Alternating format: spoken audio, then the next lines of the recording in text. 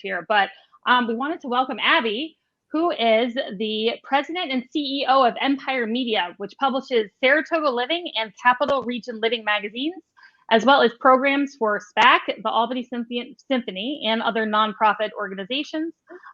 You just had a brand new issue of Saratoga Living come out. I don't know if people can see it. It is beautiful. Looks awesome. And there's so much good stuff inside. And we want to go through some of it. It's fun stuff. We're doing another little kind of left turn here. I've gone from war to zoning and lakes, but now we're going to fun lifestyle, drinking and eating. And you have a lot of good scoop in here about things that are opening and happening and new. And one of the things that I know that we were talking about was, let's see, SPAC programming is a big thing. They just announced some programming that's really exciting. Yes, everyone, we're just so excited for the summer after one completely canceled season and then an abbreviated one last year. They're coming back full force this year. We've got Yo-Yo Ma, we've got Joshua Bell, we've got all 90 ballet dancers coming back this year. It's going to be an amazing summer. So we're all very, very excited. That is awesome. I know there's a lot of some restaurant and bar news too. We've got some new hotspots opening soon. Yes, we're seeing a ton of activity coming out of COVID. It's really exciting. So much so that we've really ramped up our food and drink coverage in the magazine. So if that is an interest of anybody, we do encourage you to start picking up the magazine. We're doing more and more stories. Some of the new stuff that's happening here in downtown Saratoga, everyone's talking about bocage. The biggest question I'm being asked is, are they only serving champagne? No, of course not. This is, by the way, this is the little champagne bar. We had talked about this on Phyla Street, correct? Yep, it's on Phyla Street, just off of Broadway. It's in the space that used to be a falafel place. It's very small. It's going to be, I called it a confection of a bar. It's just this tiny, beautiful little jewel box that's serving champagne, but they are serving still wines as well, and they will have a full bar. Going into summer, their plans are to start serving brunch. They're going for a kind of tea party type brunch, and I think it's going to be a lot of fun. So the other big piece of news that I've been hearing about was we know the Martell brothers who own Druthers and also opened Seneca, which are two, really favorites of people in Saratoga Springs and beyond. The stadium space that has been vacant for some time on Broadway is being taken over by the Martells, I believe, and they are opening up a really exciting new concept of a restaurant there. Yeah, correct. And they experimented with sort of this noodle concept by doing some pop-ups at Seneca, which you mentioned. And half of the menu will be different ramen dishes, which is really exciting because we don't have that here. And half are small plates, your sort of bao buns and your other Asian small plates that are really fun to share. And they're going to have a full bar. It's going to be a really fun environment. And just like you said, something different. I'm so pumped about that. Who doesn't love ramen, right, guys? Yes. If I can make a slight correction, because they're a longtime Saratoga Report advertiser, 9 Miles East, which does everything well, does do ramen every Wednesday. Now they're not a ramen restaurant, but I do want to point that out. Their ramen is partial to 9 Miles East. But is there anything that the Martell brothers touch that doesn't turn out terrific? Right? You just know this is going to be terrific. Yes. They've got the special sauce. That is for sure. They got the special sauce. There was a couple of the restaurants that you mentioned that were expanding and or opening that I didn't know about, but I know our viewers would want to hear about. Sure. Fans of the Hideaway, I think, is one of the ones you're probably referring to, which is over at Saratoga Lake Golf Club. And it's not, non-members can definitely go. It's a great little lunch spot. They've got great cocktails, sandwiches, that kind of thing. They are opening up a new place called Iron's Edge in Ballston Spa. Same type of feel, but new menu items.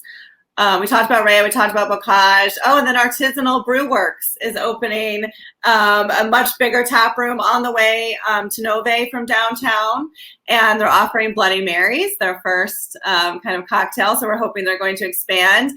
And very exciting for us is they're going to do a beer garden for the summer, which is super fun. And then hopefully down the road, they are going to have a restaurant component. Abby, prediction, where will be the hot spots this summer for bars or restaurants? What do you think is going to be like? Where are the lines going to be? I'm a sparkling wine girl myself, so I'm really pushing Bocage myself. I think Morrissey's, again, you can't beat it. Location, ambiance, they are just moving so fast, trying to get all of these new things, all the new renovations and new concepts up and running. I'm hoping those two, and also you can easily walk back and forth between those two. So I think that it's going to be, you're going to see a lot of action on that part of the street, walking back and forth across Broadway, I think.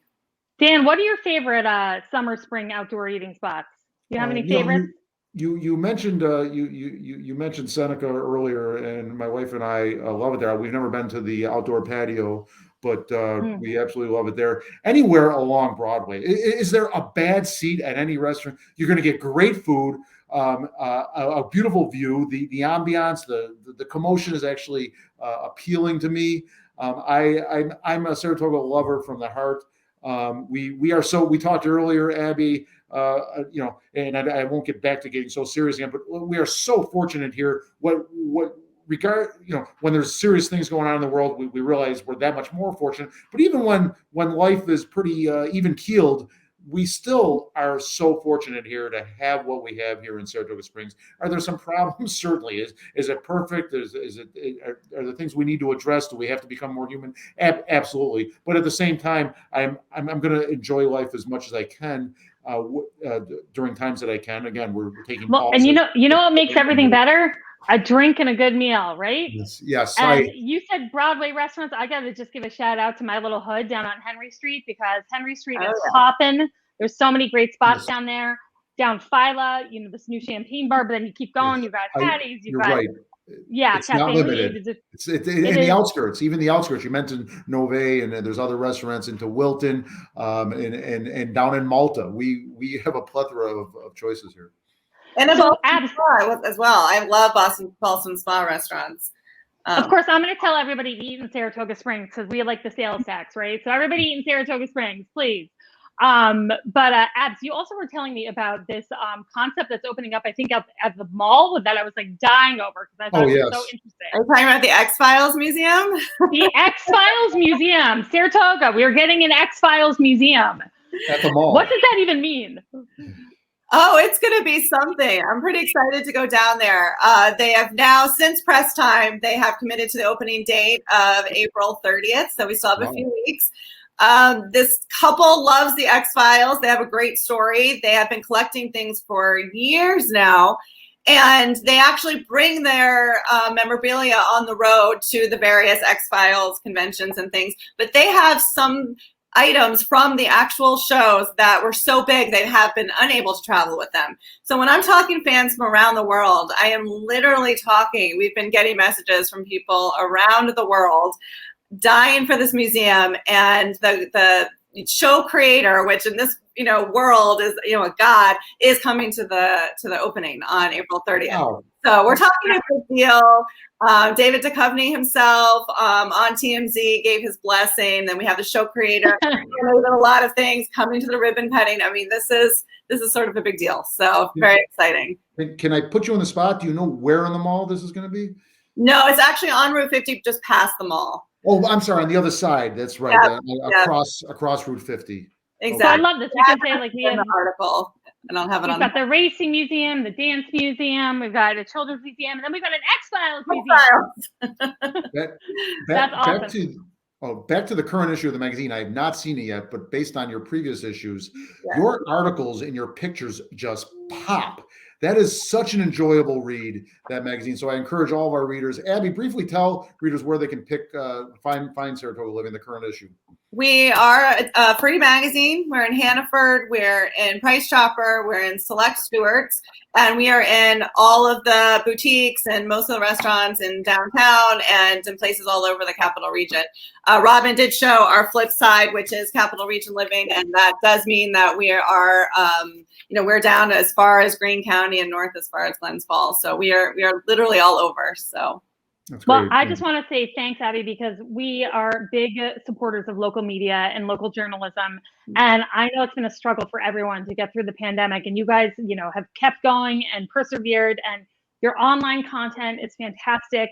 And we're so appreciative that you do what you do. And we hope we can have you back again to talk about, upcoming issues. And you've always got the tea. You've always got the scoop. So we got to keep our viewers informed. I would love to come on anytime, and thank you for talking about local journalism. I talk to other local journalists at all of the different outlets as often as I can. We have all been trying to work together, and it is a struggle, and we're all trying to think outside the box to bring you guys everything you want to read and see and everything. So thank to the community for your support, and we definitely do need it. So. And everyone, check out SaratogaLiving.com, because that's a lot of that good online content is there, which gets updated pretty frequently. You guys turn out a lot of great content. Yes.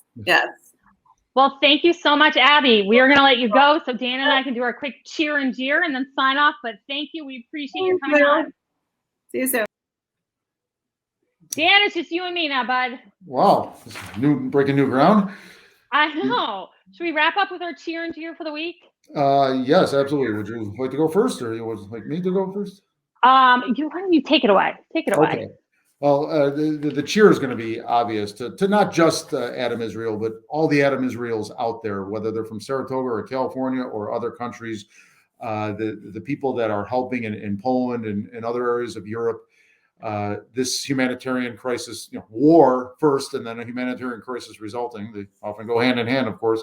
God bless Adam. God bless everybody that's out there. The spouses back home, like Adam's wife, that are doing everything. I can't say enough. I feel so small when I think about what people like Adam are doing, and I'm just not in a position to do what they're doing to go over there. So I thank the world that we have the Adam Israels of the world, and so many like him, and the families back home that take care of the home front. And God bless these victims and refugees. And again, go to Adam's Facebook page or others, Letters for Hope for Ukraine. You can go on there.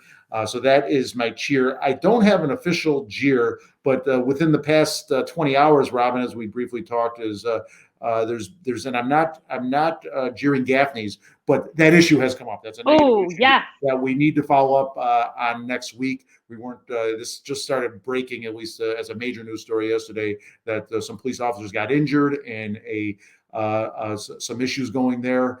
Gaffney's is denying certain things, so we're just not in a position to talk about that story yet, but we will soon enough, right? I'm gonna say one quick thing about that though.